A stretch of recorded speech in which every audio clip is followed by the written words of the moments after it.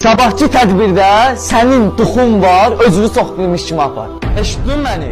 Səni gəlib evdə döyərəm. Mənim oğluma bax, kişi deyə kişi. Mənim hər yerdə başımı uca eləyir. Yoxsa sənin kimi ancaq nazlanmaqdan başqa işinə bilmirsən. Sən uşağı çox sıxırsan. Başa düşdüm, qız uşağı istəmirdin, amma artıq Allah qismət edib, öz övladımızdır, küçək atası deyilik. O da sənin balandır, bizim balamızdır. Bu tədbirdə 1000 manat mükafat var.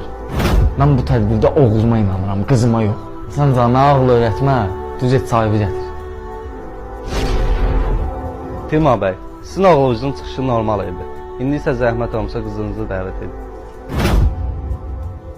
Mənim adım Sevgidir. Mən bu yaşıma kimi atamdan çox şey öyrənmişəm. Uşaqların arasında ayrı seçkiliyi eləməməsi, övladlarına qarşı diqqətli olmalı.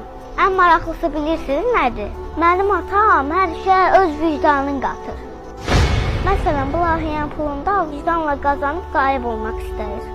Mənim atam qız uşaqlarından xoşu gəlməyən ataları bir nümunədir. Mən atamı çox sevirəm.